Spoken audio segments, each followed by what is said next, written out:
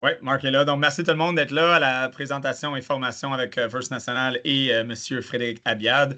Très content de le recevoir.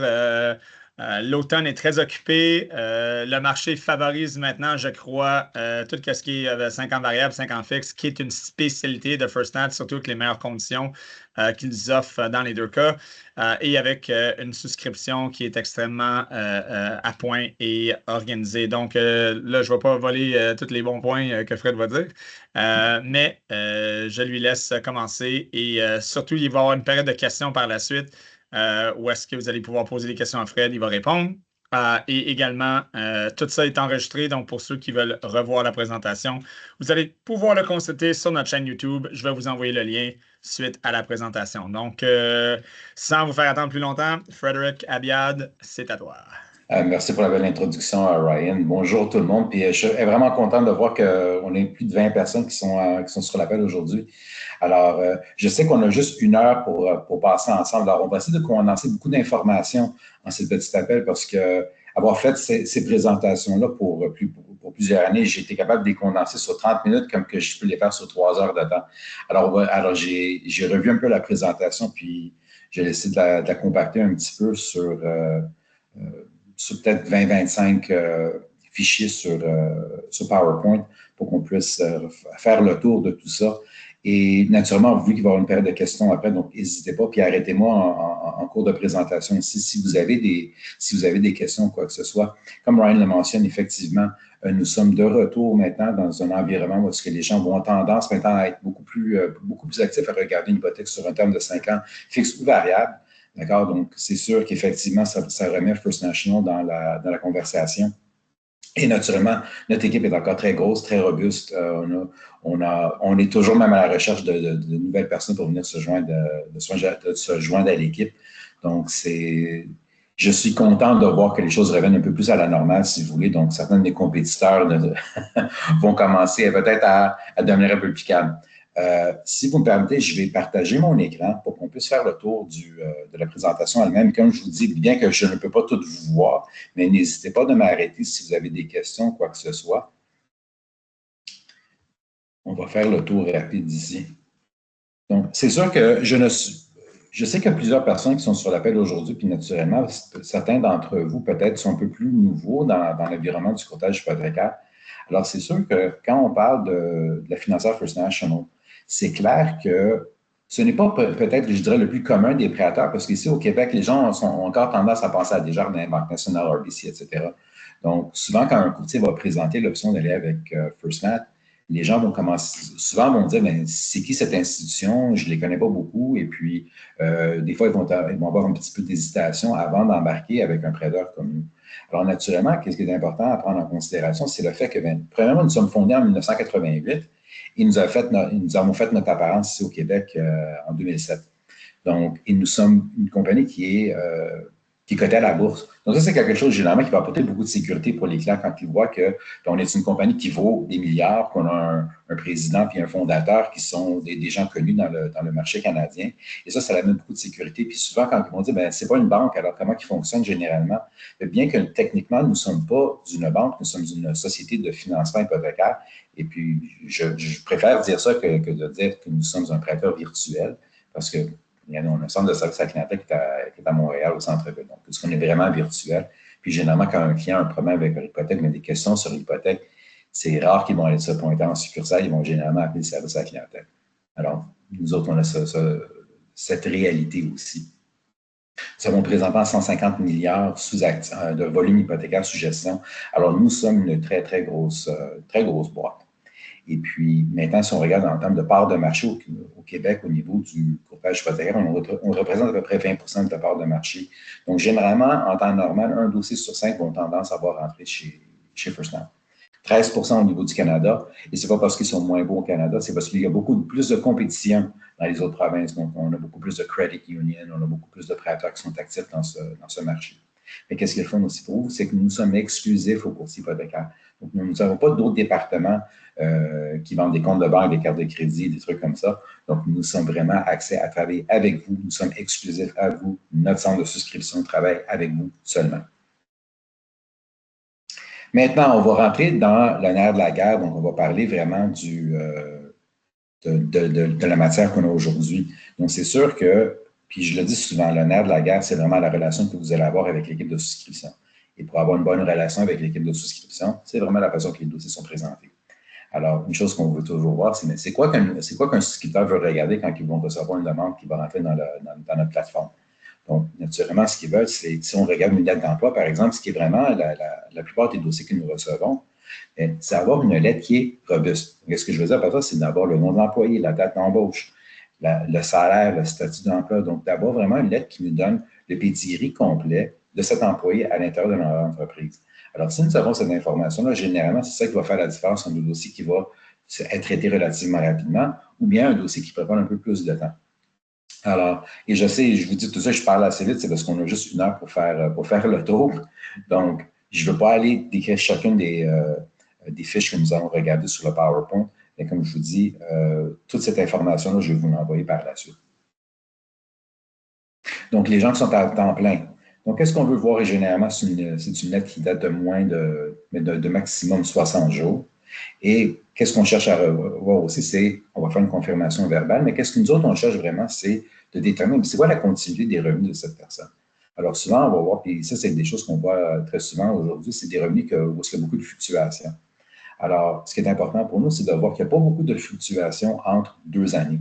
Et qu'est-ce qu'on veut dire par ça? C'est la règle chez First National, puis qu'est-ce qui aussi différencie First National de plusieurs de nos compétiteurs, c'est quand on va regarder les revenus entre 2 années de 2 personnes, mais excusez-moi, d'un employé, c'est de s'assurer qu'il n'y a pas plus de 20 entre la moyenne des 2 années et la dernière année. Alors, vous allez avoir beaucoup de prêteurs qui vont avoir tendance à regarder la moyenne, qui vont regarder la moyenne, mais les autres qui ne veulent pas plus de 20 entre 2 années. Alors, nous autres, on est un peu plus lax par rapport à ça. Nous autres, c'est pas plus de 20 entre la moyenne et la dernière année. Alors, ça nous donne un peu plus de jus. Et puis, même si la dernière année est inférieure, généralement, nous sommes corrects à accepter de prendre la moyenne quand même. Alors, certaines institutions financières vont dire que si la dernière année est inférieure, automatiquement, on prend le moyenne des 2 années. Mais encore, si nous parlons de quelqu'un qui travaille à temps plein, une job à temps plein, et puis on peut se baser sur les heures garanties de cette personne, mais on va aller avec les heures garanties. Alors, souvent, quand on va regarder la moyenne d'une personne qui est à temps plein, c'est quand une personne qui va faire des bonnies, une personne qui va faire du temps supplémentaire, qu'on doit se baser sur ça. Et puis ça, on a généralement l'habitude de voir ça dans les dossiers, par exemple, quelqu'un qui travaille dans le domaine de la santé, quelqu'un qui est préposé bénéficiaire, quelqu'un qui est un infirmier, infirmière. Donc, c'est des choses qu'on voit assez souvent, parce qu'il faut qu'on commence à regarder les moyennes.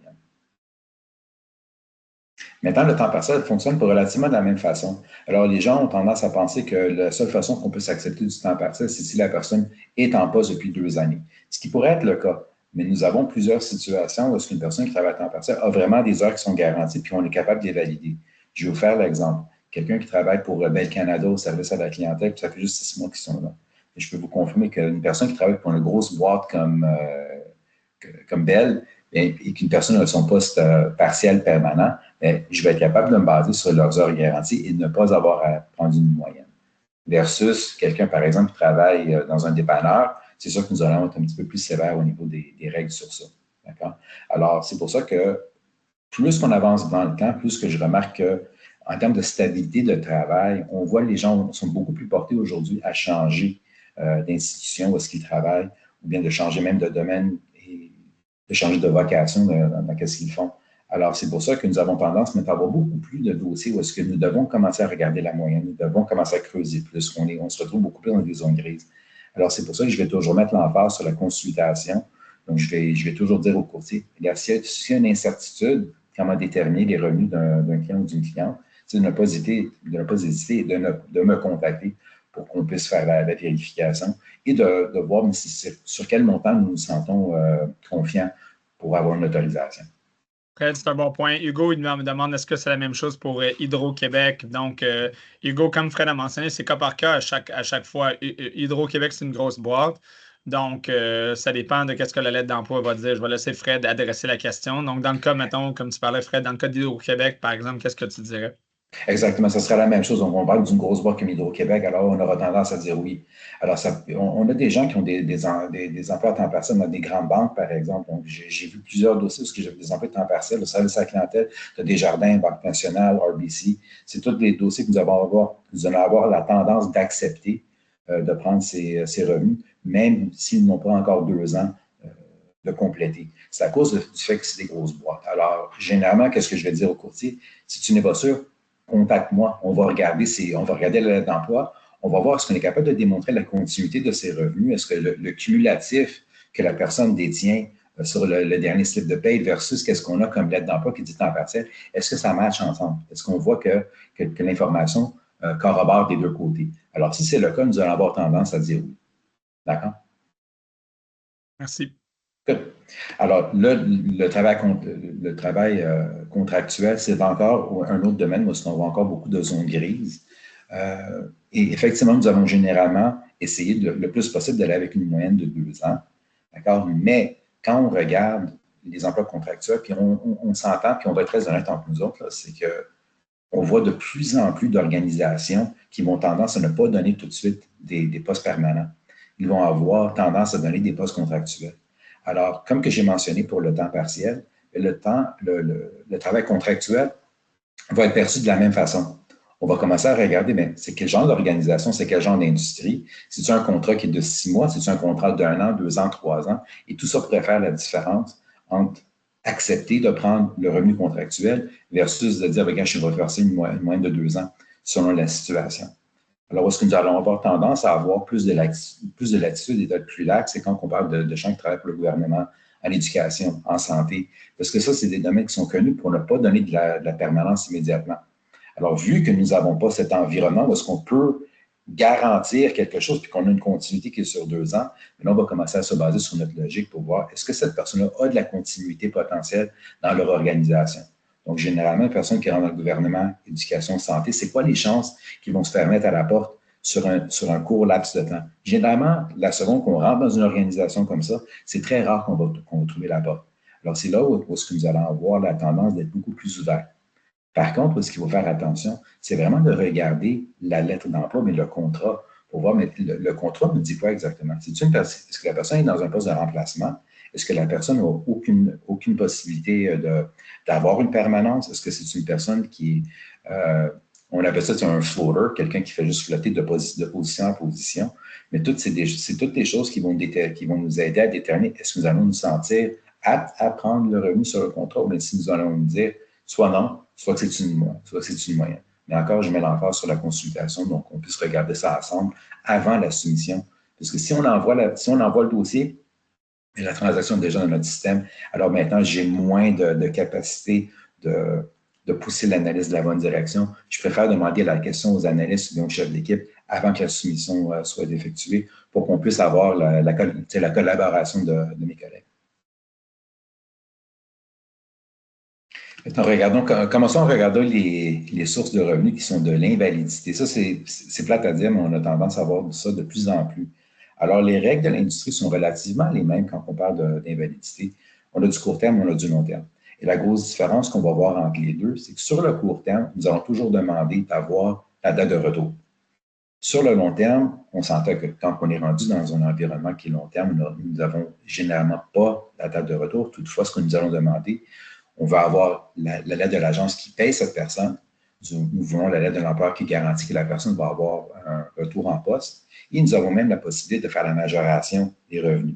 D'accord? Parce que généralement, la personne qui va être en longue durée va recevoir un dépôt net dans leur compte de banque. Alors, si c'est des dépôts nets qu'ils reçoivent, selon le montant qu'ils vont recevoir, soit que je peux majorer de 25 ou de 35 Mettons un petit bémol au niveau du court terme. Est-ce qu'il y a des exceptions qui peuvent se faire quand une personne est dans une absence court terme et que nous n'avons pas la date de retour? Il y a des exceptions qui peuvent se faire. Je vais vous faire un exemple. Ça, c'est un dossier que nous avons reçu la semaine passée. C'est un professeur qui est dans une des grandes universités, qui est en courte durée. Nous n'avons pas encore la date de retour, mais nous avons fait l'exception parce que c'est un professeur qui est là depuis 1998 et le professeur est syndiqué. Alors, on s'entend que cette personne-là, qui a ce genre de situation au niveau de leur emploi, on s'entend que cette personne c'est pratiquement impossible que cette personne-là va trouver la porte. D'accord? Alors, on a fait l'exception à ce niveau-là, à cause que nous avions toutes les preuves nécessaires pour démontrer que même si je n'ai pas une date de retour, la personne va continuer à être payée. Je pense que le takeaway, Fred, c'est que de t'appeler pour le cas par cas. Si les exceptions sont nécessaires, c'est de prendre le temps de parler à Fred puis de voir est-ce que ce dossier-là pourrait cadrer dans les normes de First National. Ouais. Au niveau de revenus de pension, c'est assez simple, donc je ne vais pas focuser trop sur ça. Donc, ceci, c'est juste les règles, c'est quoi les documents que nous allons demander pour accepter les pensions. La seule différence, c'est si c'est une pension publique versus une pension privée. Donc, la documentation pourrait changer un petit peu, mais naturellement, on va accepter 100 de ces sources de revenus. Pension alimentaire, ça, c'est des choses qu'on voit encore de plus en plus souvent. Je pense que qu'est-ce que le COVID nous a démontré, c'est que ça a mis en test beaucoup de couples. Alors, est-ce que nous acceptons les pensions? Oui, nous allons accepter les pensions, mais ce qu'il faut faire attention, c'est on va toujours demander l'entente de séparation entre monsieur et madame dans des situations comme ça. Toutefois, la réalité que nous allons avoir pourrait faire une différence entre le type de document que je vais demander. Puis, qu'est-ce que je veux dire par la réalité, est-ce que c'est un couple qui est légalement marié ou bien est-ce que c'est des conjoints de fait? Alors, quand on parle de gens qui sont mariés, alors généralement, ce que je vais demander, c'est soit en ordre de la cour, soit un document qui vient de la médiation, ou bien un entente qui est déjà notarié. D'accord?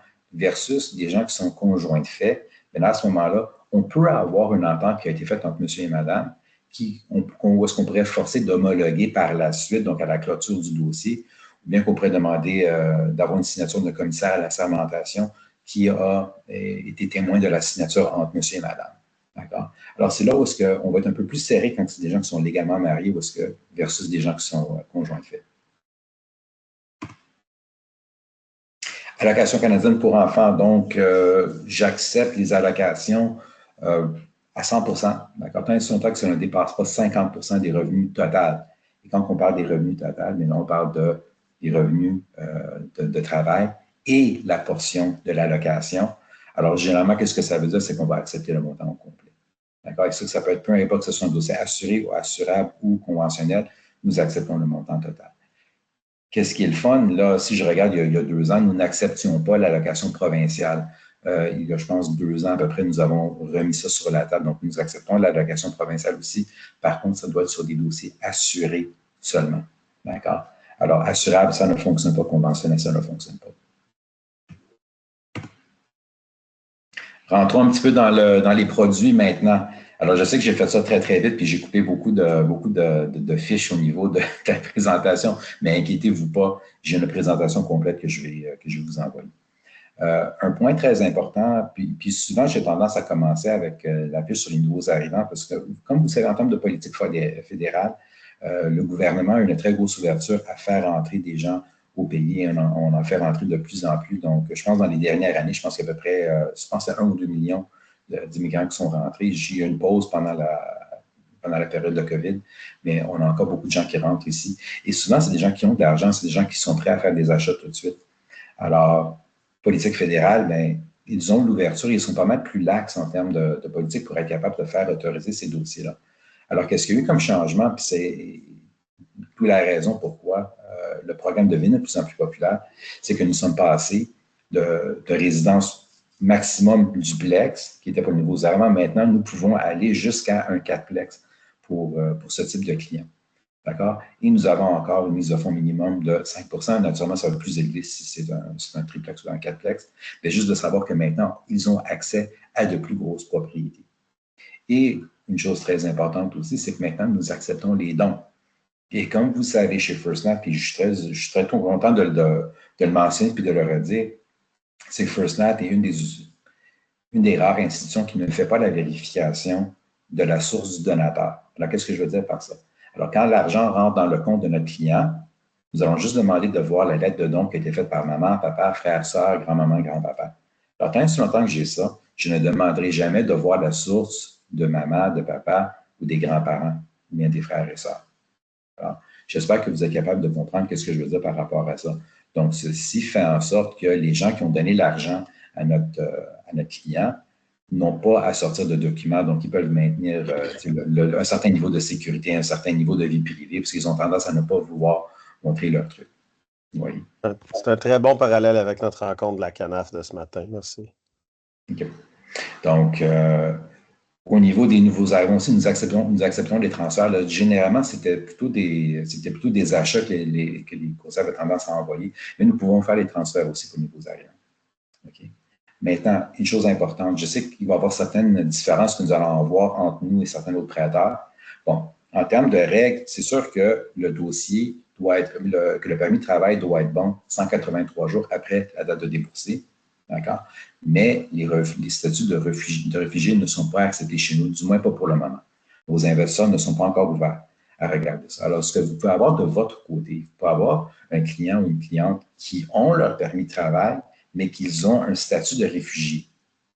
Nous ne pouvons pas accepter ça pour le moment. Alors, nous devons avoir vraiment une personne qui a un permis de travail, qui a l'autorisation de travailler chez nous, mais qui n'a pas ce statut. Donc, ils sont vraiment des immigrants reçus, mais pas avec un statut de réfugié.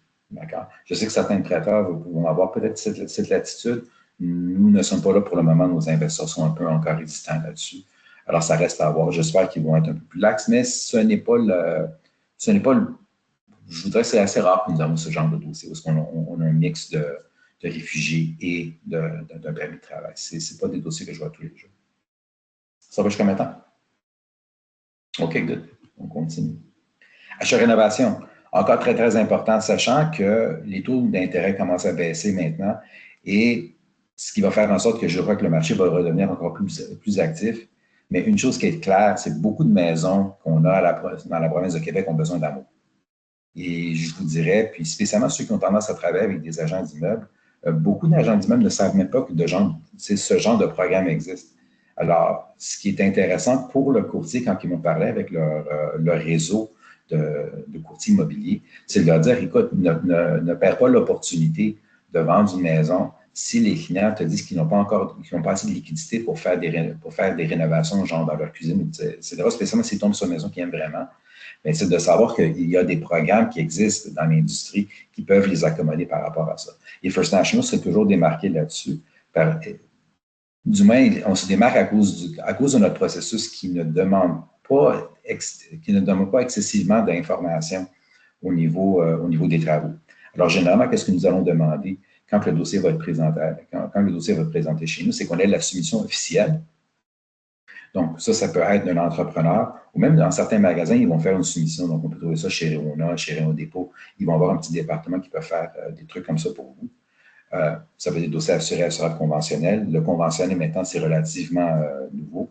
Mais qu'est-ce qui est le fun? C'est le fait que, dépendamment du montant des rénovations, puis je vais vous dire le petit truc ici, c'est quand on a des rénovations qui se retrouvent entre 10 et 40 000, nous pouvons demander une inspection seulement. Alors, ça veut dire quoi? Ce que ça veut dire, puis j'espère que vous êtes capable de lire entre les lignes, c'est si un client ou une cliente veut faire certains des travaux eux-mêmes, bien, on va être capable d'accepter de le faire puisqu'on va avoir une inspection. Si on envoie une inspection et que les travaux sont corrects, on va recevoir un rapport d'un inspecteur qui va dire oui, les travaux ont été effectués selon la soumission qui a été faite à l'origine.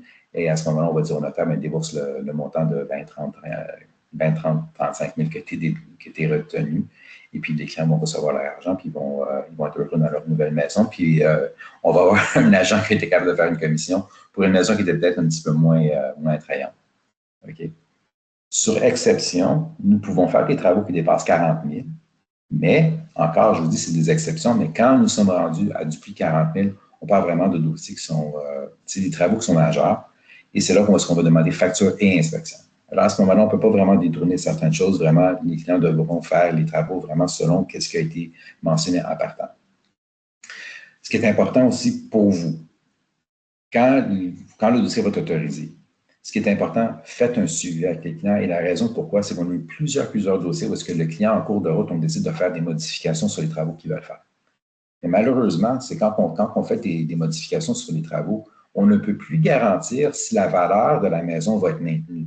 Parce que c'est sûr que si une personne veut refaire une cuisine, c'est une chose, mais si tu veux installer une piscine dans ta cour, ça n'a pas le même impact. D'accord? Alors, c'est très important de dire à vos clients, assurez-vous de suivre la soumission qui a été faite. Et si vous prévoyez demander un changement sur la soumission, demandez-nous.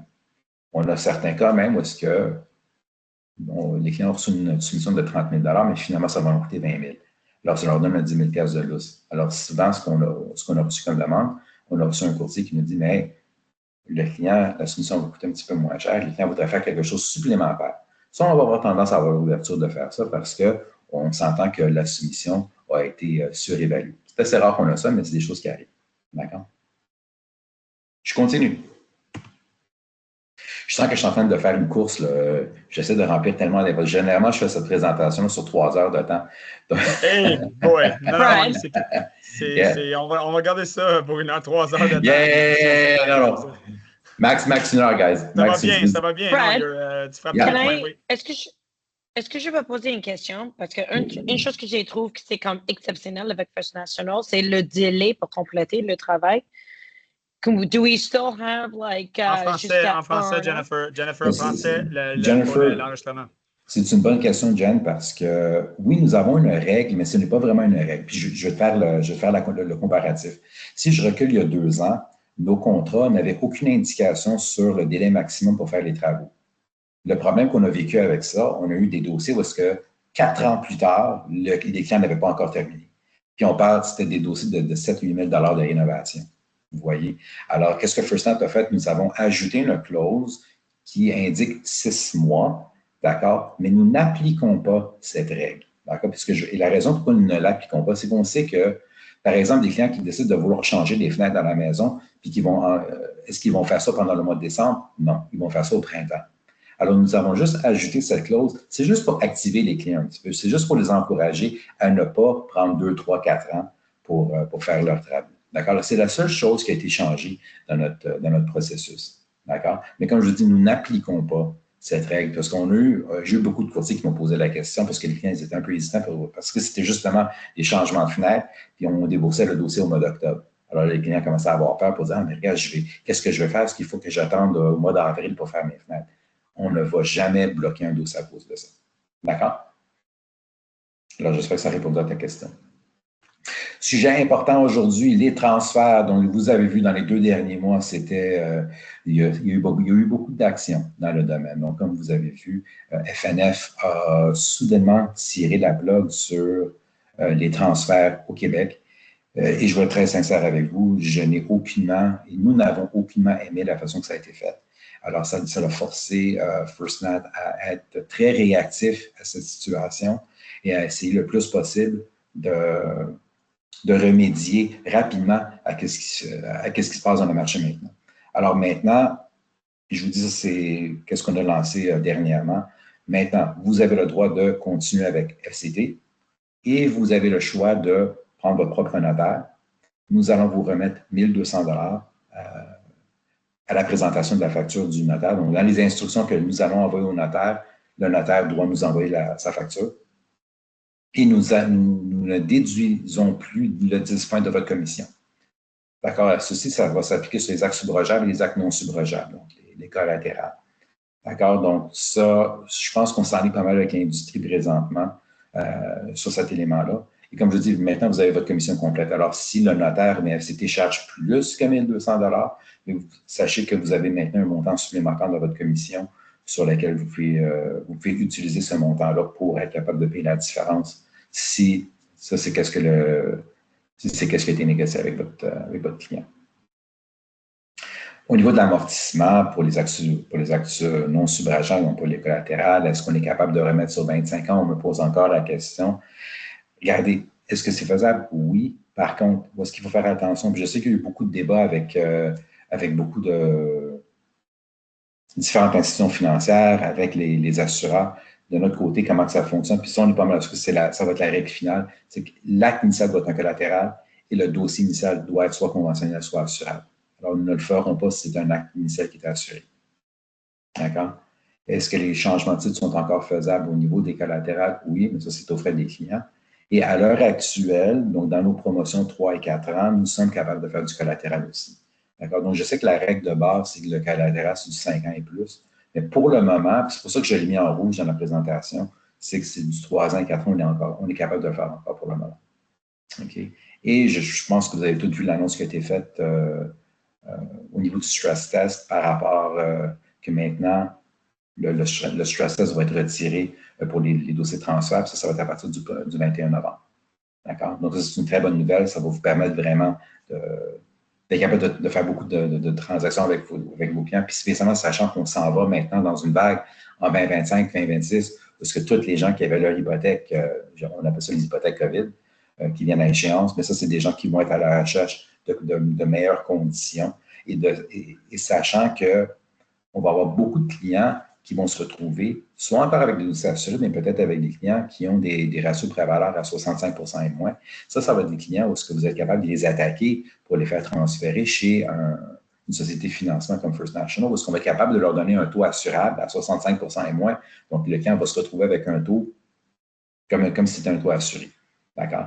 Donc, ça peut être un très gros avantage compétitif pour vous comme courtier, donc pour faire de l'argent, mais aussi un très gros avantage pour votre client parce qu'ils peuvent se retrouver avec des conditions qui sont très, très, très qui font en sorte qu'ils vont payer beaucoup moins d'argent et encore dans notre structure de pénibilité qui est beaucoup moins élevée que le reste de l'industrie en général, les clients vont se retrouver avec des conditions qui sont vraiment favorisantes pour continuer avec nous. Ça va? On est à bon. 45 minutes, we're good. Excusez, je parle en anglais. Revenu verbalisé. Je peux vous dire avec toute honnêteté que c'est Gin et Canada Guarantee qui gèrent des produits ADA. On dit que First National est le prêteur qui se démarque le plus au niveau de ce programme parce que apparemment que c'est nous qui l'homme le mieux compris. Chose importante, puis ça, c'est des choses qu'on voit encore de plus en plus souvent. Il semble que nous avons de plus en plus d'entrepreneurs. Donc, c'est des gens, soit qu'ils ont un emploi à temps plein, ils veulent avoir une petite entreprise, comme ils disent en anglais, on the side. Mais nous avons aussi des entrepreneurs qui font ça à temps plein. Le programme lui-même va permettre à quelqu'un d'utiliser un revenu verbal versus un client qui n'est pas capable quand on prend un client qui n'est pas capable de qualifier selon qu'est-ce qu'il déclare réellement au gouvernement, le revenu verbalisé est fait pour des gens qui ont leur entreprise depuis au moins 2 ans, qui ne déclarent pas assez sur papier pour qualifier. Alors, nous allons leur permettre de nous donner un montant verbal pour être capable de qualifier. Naturellement, la prime d'assurance va aller en fonction du montant va aller en fonction sur la mise de fonds qu'ils vont mettre. Et on s'entend que c'est une mise de fonds minimum de 10 %. Mais où est le nerf de la guerre par rapport à ce programme? C'est vraiment être capable de déterminer est-ce qu'on est capable de faire ce dossier ou non et comment structurer la transaction. Vous, de votre côté, comme courtier, qu'est-ce qui va être important? Ça va être de poser les bonnes questions. Mais premièrement, ça fait combien de temps que cette personne est travailleur autonome? Est-ce qu'ils sont enregistrés ou incorporés? C'est quel type d'industrie dans laquelle ils vont travailler? Est-ce qu'il y a un site web? Est-ce qu'ils ont combien d'employés qu'ils ont? Est-ce qu'ils ont des partenaires? Est-ce qu'ils font ce qu'on appelle du B2B, donc du business to business? Est-ce qu'ils font du B2C, donc du business to consumer? Ou bien est-ce que c'est une combinaison des deux? Et ça, c'est ce qui nous permet de déterminer est-ce qu'il y a un élément d'argent comptant dans leur type d'industrie. Alors, qu'est-ce qui est important? Nous autres, c'est ces trois gros barèmes qu'on regarde. Bon, est-ce que le revenu verbal que vous allez me donner, est-ce que c'est un revenu qui est logique selon l'industrie dans laquelle le monsieur ou madame travaille? Est-ce que c'est logique selon qu'est-ce qu'ils déclarent au gouvernement? Et est-ce que c'est logique selon qu'est-ce qu'on voit au niveau de leur T1? D'accord? Alors, souvent, qu'est-ce qu'on va regarder? Mais, premièrement, c'est quoi l'industrie? Alors, si on va faire l'exemple d'un plombier. Alors, si un plombier déclare un net de 45 000 $ au niveau du gouvernement et il demande un montant de 90 000 verbal, est-ce que c'est logique comme montant? Alors, la plupart des gens vont dire oui, c'est un plombier qui fait 90 000, c'est parfaitement logique. Maintenant, alors là, on a respecté cet élément-là. Est-ce que c'est logique selon qu'est-ce que la personne est en train de déclarer? Alors maintenant, si on voit que les ventes nettes, les ventes brutes de cet individu sont de 250 000 et il demande un montant verbal de 90 000, est-ce que ça se tient? Généralement, oui. Par contre, s'il va dire que ses ventes brutes sont de 80 000 et il demande un montant verbal de 90, là, on s'entend clairement que c'est un client qui est en train de cacher quelque chose au gouvernement. Alors, vous voyez, c'est ça qui va faire la différence entre un dossier qui va être autorisé versus un dossier que l'assureur va clairement dire non immédiatement. Alors, c'est pour ça que quand vous faites face à ce genre de dossier, vous allez avoir tendance à dire, mais appelez le BDM pour voir et de regarder ensemble si c'est une demande qui a du sens. Et quand nous avons la chance d'en discuter ensemble, je vous dirais que 9,5 fois sur 10, l'assureur va accepter la transaction. Ça va? OK, good. baisse de taux / flow down. Une chose qui est très importante. Puis ça, j'ai ajouté ça ce matin, parce que là, je crois qu'on est dans un environnement où on va avoir des fluctuations au niveau des taux d'intérêt. Sachez que First National n'a pas de limite au nombre de baisses qu'un courtier peut demander. Je sais que certains prêteurs vont vous limiter à une baisse de taux. Nous n'avons aucune limite. La seule chose que nous demandons, c'est juste d'être un peu, d'être raisonnable. Et qu'est-ce que je veux dire par ça? Ne demandez pas une baisse de taux la journée de la clôture du dossier. Parce que là, je veux dire que la réponse va être non. Si le notaire a demandé les fonds, c'est déjà trop tard. Mais si on est à 1 semaine, 2 semaines de la date de clôture, les fonds n'ont pas encore été demandés, mais généralement, nous allons être capables de vous accommoder et de faire l'ajustement du taux d'intérêt sur votre demande. Mais comme je vous dis, je me répète, c'est le fait que nous n'avons aucune limite sur le nombre de fois qu'on peut le faire. Pendant la période de COVID, vous avez vu, c'était des fluctuations à chaque 2-3 jours qu'il y avait des changements au niveau des taux. Alors, notre centre a été extrêmement occupé, pas juste à traiter des dossiers, mais c'est d'aller dans chacun des dossiers, donc de suivre toutes les demandes et de commencer à faire les modifications. Mais qu'est-ce qui est important? C'est que nous ne faisons pas ces modifications-là automatiquement. C'est la responsabilité du courtier de contacter l'analyste via Merlin et d'en faire la demande. D'accord? Parce que si vous ne faites pas la demande, nous n'allons pas faire la modification au niveau du taux. Petite chose importante au niveau des travailleurs autonomes, ça c'est quelque chose que les courtiers ont tendance à oublier ça, et ça je l'avais mentionné un petit peu en début de présentation. Quand nous avons des travailleurs autonomes, n'oubliez jamais le fait que nous ne basons pas la règle du 20% entre 2 années, c'est la règle entre la moyenne et la dernière année. Même si la dernière année est inférieure, ça ne dérange pas. Alors ici, j'ai mis un exemple parce que la moyenne va être acceptée et j'ai mis un exemple parce que la moyenne ne sera pas acceptée. Encore, prenez pas de notes, je vous envoie ça par courriel par la suite. Est-ce que des exceptions peuvent se faire quand nous avons une différence qui dépasse le 20%? Oui, c'est possible de faire des exceptions. Par contre, il faut être capable de démontrer que la raison pour laquelle on dépasse 20%, c'est que cette entreprise-là est en forte croissance et ils sont en train d'augmenter leur vente de plus de 20% par année. Vous voyez ce que je veux dire? Alors, si quelqu'un est en train d'augmenter les revenus de 30, 35, 40% année après année, et là, c'est à ce moment-là qu'on pourrait faire cette demande d'exception à cause du fait que c'est une entreprise qui va très, très bien. D'accord? Alors, comme je dis, ce n'est pas tous les jours, mais un cas comme ça, c'est une exception, il faudrait m'appeler pour qu'on puisse en discuter. Ça, c'est la portion préférée que j'ai au niveau des présentations.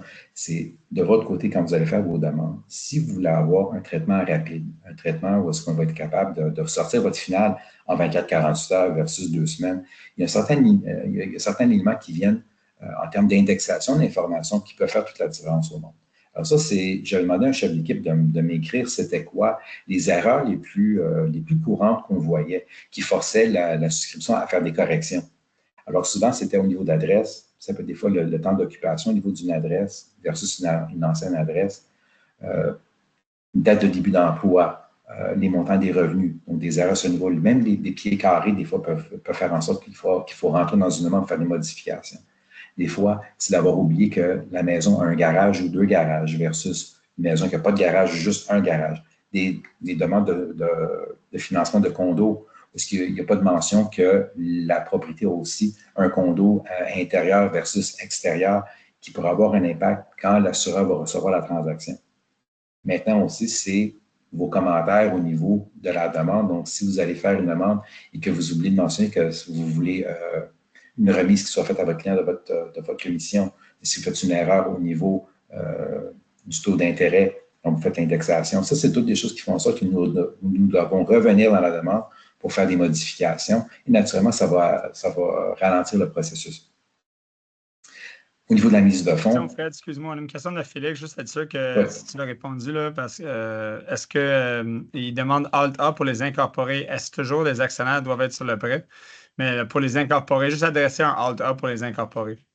Pour les incorporés, écoute, je n'ai pas de problématique à ce niveau-là. Tant et si longtemps que l'entreprise n'a pas plus de 4 actionnaires, je vais permettre qu'un des actionnaires soit sur le financement. Je n'ai pas automatiquement besoin d'avoir les 4 personnes. Vous voyez? Donc, nous autres, on va quand même regarder, nous allons regarder les états financiers de l'entreprise. Alors, même s'il y a 4 actionnaires, c'est correct. Nous n'allons pas nous limiter à dire qu'est-ce que... Mais c'est sûr qu'on va prendre en considération qu'il y a 4 personnes qui sont en train de se retirer un salaire maintenant. Alors, si on a un très gros brut, on va dire qu'on a un brut d'1 million, Pas qu'on va faire ça à la lettre, mais on va se dire, mais OK, alors techniquement, pour cette personne-là, sa part du brut, c'est à peu près 250. Vous voyez ce que je veux dire? Alors, on va avoir un petit peu cette façon d'approcher le dossier. On Mais s'entend que, juste pour être clair, la question, Félix, c'est que c'est quand même l'individu qui achète. Comme quand tu dis pour les incorporer, c'est pas l'incorporation, là. Exactement. Nous ne faisons pas de financement au nom d'une corporation, mais d'une compagnie de gestion. Donc, c'est vraiment l'individu qui est en train d'emprunter. D'accord? C'est une personne qui travaille autonome, mais c'est l'individu qui emprunte et non la corporation. Exact. Excuse-moi, Fred, tu peux continuer. Non, c'est correct. Donc, encore, alors, comme je dis, ça, ces informations au niveau de la présentation des dossiers, c'est juste de faire attention à la présentation pour être sûr que ce qu'on appelle, c'est le data entry, donc la qualité de l'information que vous mettez dans le système est correcte et qui fait en sorte qu'on est capable de travailler de façon rapide. Maintenant, ça, c'est de l'information générale au niveau de nos directives. Donc, ça, c'est juste, c'est quoi les pourcentages qu'on va calculer selon le type de dette, c'est quoi le montant que je vais prendre pour les taxes foncières, c'est quoi le montant que je vais prendre au niveau du chauffage, c'est quoi le pourcentage que je prends au niveau des frais de condo. Alors ça, je ne vais pas faire le tour de ça vite. Il y a 2 petits points que je vais mentionner rapidement dans les autres fiches ici. D'accord, mais ça, vous pouvez regarder ça à votre propre temps. Comme je vous dis, je ne veux pas qu'on dépasse l'heure de façon dramatique. C'est plutôt au niveau du crédit rotatif, comment nous faisons le calcul maintenant. Comme vous savez, beaucoup d'institutions financières ont commencé à revoir ça. Il y en a qui sont rendus complètement à 5 sur tout. Il y en a qui sont encore à 3 sur certaines choses. Il y en a qui sont rendus 4 D'accord? Présentement, moi, au niveau du rotatif, je suis au plus haut entre le paiement qu'on va avoir sur le bureau de crédit ou 4 D'accord? Donc, ça va être la plupart de nos dossiers, ça va être comme ça. À moins qu'on ait encore certaines les dettes des jardins, là, j'oublie ce qu'on nom, les accordés qu'on voit encore une fois de temps en temps, où est-ce qu'on va aller à 5 mais c'est rendu relativement rare. Les marges de crédit non garanties, nous allons utiliser 4 du solde. Petite bémol, s'il y a une marge de crédit personnel qui dépasse 50 000 nous pouvons calculer selon un amortissement de 25 ans si la marge de crédit n'est pas identifiée. D'accord? Alors ça, faites attention de votre côté. Si je vois une marge qui est identifiée comme étant une marge de crédit personnel non garantie, je vais être forcé à aller à 4 mais si je vois juste une marge de crédit qui n'a pas une mention de quoi que ce soit, ou quel genre de marge, mais que ça ne mentionne pas si c'est une marge étudiante, une marge médecin, etc., je vais être capable d'y aller avec un amortissement de 25 ans pour faire le calcul de la dette. Ça pourrait aider dans vos dossiers. Faites attention que le marge de crédit étudiante, il faut vraiment que ça soit prouvable. Parce que le client dit que c'est étudiant, ouais, je l'ai étudié pour mes études. C'est pas nécessairement une marge de crédit étudiante. Exact. Alors, c'est pour ça que moi, mes règles, quand on parle de prêt pour les étudiants, mais c'est sûr que je dois me baser sur 1 du solde ou bien le montant qui apparaît sur le bureau de crédit, le plus haut entre les deux. Alors, comme Ryan mentionne, quand on parle d'une marge de crédit étudiante, la marge de crédit doit démontrer que c'est une marge de crédit étudiante. Alors, et je vais vous le confirmer, la plupart des institutions financières qui offrent ce genre de produits rotatifs pour les étudiants, c'est clairement mentionné sur la documentation. OK? Et maintenant, au niveau des préqualifications, nous utilisons 5 sur tout. Parce que c'est une préqualification, nous allons avoir une approche assez conservatrice, alors c'est 5 C'est sûr, quand votre transaction va devenir réelle, c'est sûr qu'on a un petit peu plus de marge pour jouer, d'accord? Mais dans les précaires, ça va être sur 5 ans. D'accord? Juste faites attention par rapport à ça. Les marges de crédit garanties, mais ça, à ce moment-là, vous le savez, on va se baser sur le solde amorti sur 25 ans. Par contre, faites juste attention. Quand nous parlons d'une marge de crédit, quand on parle d'une demande de financement qui va être sur 30 ans, donc non assurable, je ne sais pas si vous le savez, mais notre investisseur, c'est la banque TD pour notre portefeuille non assurable. D'accord, eux autres nous forcent de se baser sur la limite quand nous faisons le calcul. D'accord, alors juste tenez à l'esprit que si vous avez un dossier 30 ans non assurable et qu'il faut calculer une marge de crédit non garantie, une marge de crédit garantie, nous allons aller sur la limite et non sur le solde. Donc ça, c'est juste des choses que j'ai mentionnées un petit peu plus tôt. C'est juste des directives générales en termes juste de vos calculs des ratios d'endettement, aussi au niveau des statuts matrimoniaux que j'ai déjà adressé au niveau de la documentation que nous allons demander. Et c'est ça. Hey, guys, j'ai resté, j'étais à 58 minutes. Fait que, hey, Ryan, je pense que j'étais correct. Tu étais encore moins que 58 minutes. Tu étais à 44 minutes, mon ami. Ah, j'étais à 44, moi je vois 58 minutes ici de mon Ah ouais, mais côté. ça, je OK. pense que c'est logué un peu plus de bonheur, mais on a jusqu'à 3 Ah, OK. heures. Donc, OK, ça donne good. c'est un moment, tu peux arrêter le partage de l'écran pour qu'on puisse te Ouais, voir en prime. je vais Euh, arrêter ça tout de suite. Ça donne l'opportunité aux gens, si vous avez des questions ou des précisions que vous voulez apporter, des choses que Fred devrait savoir, c'est le bon moment. Donc, est-ce qu'il y a des questions, commentaires, n'importe quoi? Je sais que plusieurs ont des mains levées, donc on pourrait commencer avec Marc Nadon.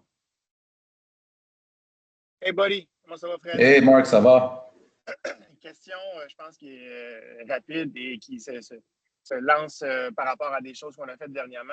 Je voulais savoir, quand est-ce que vous allez regarder à changer votre lettre finale? Ça, c'est un Pour être appel que tu dois conforme. faire après 3 heures. Pour être Euh, conforme. écoute, ça a été demandé tellement de fois par des courtiers. Est-ce que FirstNet va revoir ça? Honnêtement, je ne sais pas.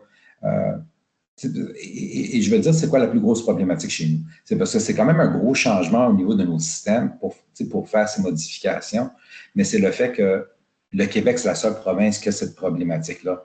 Et puis nous autres, on est juste un petit volume par rapport au reste du Canada pour First National. Tu vois ce que je veux dire? Alors, bien qu'on l'a adressé à plusieurs reprises, écoute, on a trouvé une façon de travailler ensemble, Marc, quand tu as eu des situations comme ça. Alors, comme je dis, parlez avec vos agents, parce que je vous dirais que 95% des agents n'ont aucun problème, tout est beau, tout est correct. Mais il y a certains cas où est-ce que j'ai dû intervenir, puis j'ai sorti une lettre moi-même, d'accord? Puis, comme je vous dis, je ne veux pas que ça soit une habitude où ce que vous allez me demander de faire ces lettres-là à tous vos dossiers, parce que je n'aurai pas le temps de le faire. Mais une fois de temps en temps, si vous avez vraiment un agent qui est vraiment en train de vous casser la tête avec quelque chose, juste appelez-moi, là, puis on va trouver la solution. Oui, je suis d'accord avec toi. C'est juste que la problématique, c'est que, bon, c'est vrai que tu as réagi extrêmement rapidement, mais comme tu le sais, les agents immobiliers, c'est des petits je cherche un mot très classique là, pour les Oublie pas ça. Oublie pas c'est enregistré à Marc. Ouais. Fait que c'est des gens spéciaux. Alors, quand on a, je te donne un exemple, un 72 heures un vendredi soir, ben, c'est difficile d'avoir un document qui va être conforme ou modifié correctement pour ce qu'on a de besoin pour notre 72 heures.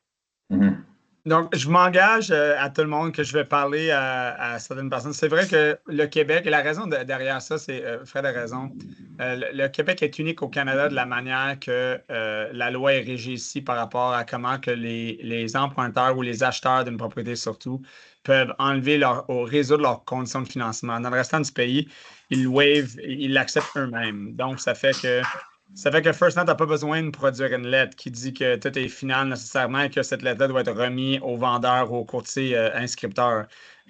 Au Québec, par contre, le client ne peut pas enlever ses clauses de financement lui-même. Il doit recevoir une lettre qui indique certaines choses, surtout qu'il est approuvé, que le montant du prix d'achat et du financement est indiqué, l'adresse est indiquée et que la mention aucune condition est indiquée parce que le client ne peut pas enlever sa condition lui-même. Donc, la lettre de FirstNet ne rencontre pas les normes de l'OASIC. On l'a vérifié récemment. On a les mêmes problèmes. Nous, on essaie de négocier avec les agents, mais c'est ça. Finalement, on les convainc, mais souvent, c'est pas facile, Fred. Pour ceux qui sont dans le domaine pour moins de longtemps, ils ont moins de mots ou de verbiage pour être capable d'expliquer la situation. Donc, moi, je vais voir qu'est-ce que je peux faire par rapport à ça, mais c'est un débat, guys, qui dure depuis longtemps. Donc, mais merci pour ta question, Marc. You're welcome. Ouais.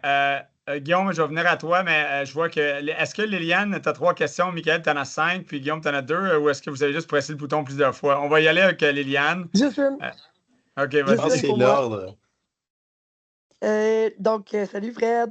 C'est l'ordre. Alors, je voudrais que tu donnes un exemple pour quelqu'un, donc un couple qui est avec First National. Et là, on a un rachat de part dans l'horizon avec une pénalité si jamais il s'en allait ou qu'il vendait la maison de 3 000 $. est-ce que tu peux nous donner un exemple des possibilités pour ce client-là? Est-ce que c'est facile, le rachat de part chez vous? Est-ce que c'est ça, est-ce que c'est bien accepté? Puis est-ce que ça se fait facilement? Et là, tu parles de clients qui sont déjà chez moi, c'est ça? Là, ce pas des clients qui sont à rachat de part que Ils sont tu déjà chez transfères chez vous, moi. puis OK. ouais, ils sont déjà chez vous, puis ils voient ils sont informés, c'est ça. Ils sont informés, puis s'ils ont une pénalité, puis tout ça, comment fonctionner si Regarde, si le monsieur veut racheter les parts puis rester avec vous autres. regarde, pour nous, tous ces dossiers sont traités en achat. D'accord? Alors, il va y avoir différentes solutions. Alors, solution numéro 1, c'est que je vais le traiter en achat. Les clients Oui. vont payer la pénalité. Toi, tu vas avoir ta commission complète et le client qui va rester avec nous va commencer avec une nouvelle hypothèque. Alors, ça, c'est solution 1. OK? Alors, dans certaines situations, ça vaut la peine parce que si la pénalité est relativement petite et toi, tu ramasses une nouvelle commission, tu peux même remettre un montant de ta commission au client si tu veux. Comment dire, sweeten the deal, comme ils disent. Ça serait quelque chose qui est faisable. Donc, ça, c'est une alternative.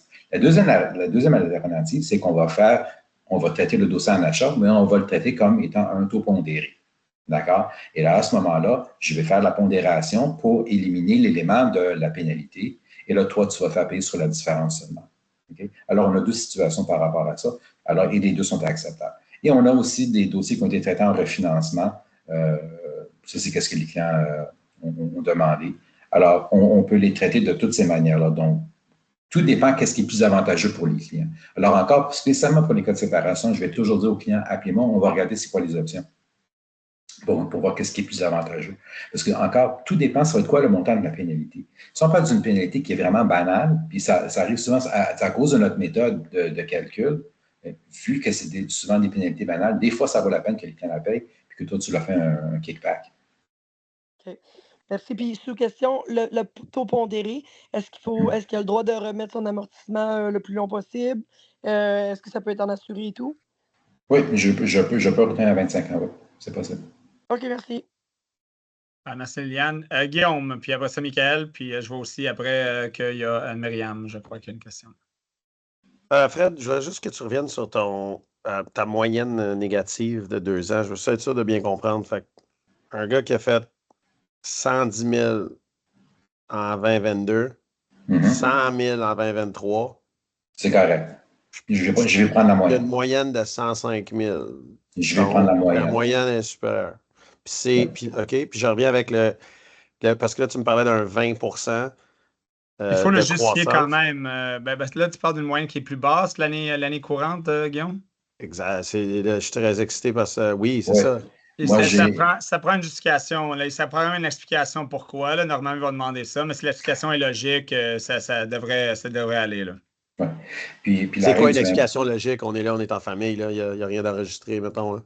Il ne faut pas dire que la business va mal, puis que tu as une année difficile, puis que il ne sait pas si c'est viable à long terme. Tu serais surpris. J'aime l'approche de Ryan parce que Ryan dit qu'il faut mettre un commentaire. Puis je vais être honnête avec vous, c'est rare qu'on demande le commentaire si le montant est inférieur, mais d'un montant nominal, nous aurons tendance à ne pas poser la question. Mais si on voit une différence qui est assez grosse, ça a votre avantage de le mentionner, mais assurez-vous que ce n'est pas quelque chose qui dit que... Pardonne-moi de revenir, parce que là, j'ai quand même l'information. Ouais. Donc, tu suggères que je fasse moyenne négative telle qu'expliquée par les normes, et au besoin, l'analyste me pose une question et je lui réponds, donc je ne vais pas d'entrée de jeu l'expliquer. Moi, je l'expliquerai en entrée de jeu, c'est ma réponse. Mais parce que 20 000, l'exemple que tu as donné, c'est un 20 du revenu. 20 c'est quand même un swing, là. C'est pas 3-4 Regarde, par exemple, l'exemple de 110 000 versus 100 000, donc on parle de 10 000 de différence. Regarde, tu pourrais laisser aller. Mais comme je te dis, si la différence est un petit peu plus élevée, là, j'aurais tendance à être d'accord avec Ryan. C'est bien un commentaire. Le client a eu des dépenses parce que le client a fait l'achat de certains équipements. Tu vois, donc, le client a eu certaines choses, mais le client est parti en vacances, whatever. Il y a plusieurs raisons parce que le client a fait un petit peu moins d'argent au niveau de son entreprise. Okay? Alors, un petit commentaire, mais ça ne nécessitera pas je ne te demanderai pas une preuve par rapport à ça. Mais la règle du 20 c'est encore, dans ton exemple, tu disais 110 et 100 000, right? Bon. Alors, moi, qu'est-ce que je vais calculer? C'est bien, je vais regarder la moyenne de 105 000 et je la compare à la dernière année. Tu vois, alors je ne veux pas plus de 20 entre la moyenne et la dernière année. Versus d'autres prêteurs, ils vont poser la question sur 20 entre 2 années. Alors, c'est un petit peu plus restrictif avec certains prêteurs qui je comprends. OK, so there's wiggle room. OK. Ouais. Oh, super. Merci beaucoup. Ouais. Michael, tu avais une question. Oui, c'est Fred. Fait que, est-ce que tu m'entends bien? Oui, je t'écoute bien. Oui, c'est ça. À l'automne, comme ça, au Québec, on a plusieurs personnes qui savent qu'ils veulent acheter, exemple, un Plex, qui veulent habiter, qui vont faire des offres avant le 31 décembre parce qu'ils doivent envoyer leur demande de reprise de logement avant cette date-là pour les immeubles qui sont loués jusqu'au 1er juillet. Mais avec vos règles, on ne peut pas les considérer comme propriétaires occupants dans ce cas-ci parce que, oui, il faut qu'ils occupent 6 mois. Dans les 6 mois qui suivent. On a retiré ces règles. Je vais t'envoyer une communication. OK? Donc, ça va, parce que nos règles vont dépendre de l'assureur derrière la transaction. Mais si c'est une transaction assurée versus assurable ou conventionnelle. D'accord? Alors, je vais être très honnête avec toi, Michael, je ne me rappelle pas par cœur. D'accord? Mais je lis sur un document. Je vais vous l'envoyer après. OK, vous partagez ça avec l'équipe. Ça va vous donner étape par étape qu'est-ce que je vais demander selon la situation. Nous avons pas mal retiré cette règle-là. Donc là, on va aller jusqu'à 12 mois d'occupation pour être capable de faire passer ces dossiers. Génial, merci. C'était ma question, moi, Fred. Puis c'est 6 mois en conventionnel pour la date de prise de possession puis l'occupation. Fait que là, je t'avais comme posé la question. 6 mois, c'est 7 mois et demi. Est-ce que je peux le passer comme assurable puis avoir un, tu sais, parce qu'ils mettent une... Ouais, on est en exception à ce moment-là. Si je dépasse, on est en exception? Dans ton cas, si je dépasse 6 mois, je suis en exception. Donc, il faudrait demander à l'analyste si on est prêt à faire pour un mois et demi. Ça m'étonnerait qu'on dise non. D'accord? Spécialement si c'est un dossier un dossier qui est solide. Je pense qu'on va avoir tendance à dire à avoir un accord là-dessus. Tout dépend du dossier, Myriam. Qu'est-ce que le client détient? S'ils détiennent déjà un immeuble, puis après ça, ils vont aller vivre dans celle-là, mais leur immeuble actuel, c'est pas clair, ça pourrait-tu être un locatif? Les affaires comme ça peut jouer. Là. Donc, c'est vraiment cas par cas lors de la section. C'est là de bien documenter. Puis, si vous avez besoin d'exception, Fred est là. Puis, on peut toujours, moi et Fanny, on peut toujours supporter également. OK, c'est bon. Guillaume, bon, mais ça, c'était une de mes questions. Excuse-moi. Mais c'est correct, j'avais juste une dernière question. Je ne suis pas sûre d'avoir compris. Résident temporaire avec permis de travail valide, ça, est-ce que vous les financez? Il faut vraiment que ça soit permanent? OK. Non, donc une personne qui a reçu son statut permanent ou bien une personne qui a un permis de travail. Mais l'élément qui est un petit peu plus crunchy, c'est parce que j'essaie de ne pas dire des mots anglais, c'est ça le problème. C'est si la personne. C'est si la personne a son permis de travail, mais a aussi un statut de réfugié. Ça, je ne l'accepterai pas. Ça, je ne l'accepterai pas. Mais si on a un permis de travail, ça, on est correct avec ça. Oui, merci. Juste attention au délai d'expiration du permis de travail, toujours. Oui. Donc, 183 jours après la date de débourser. Oui, exact. Guillaume.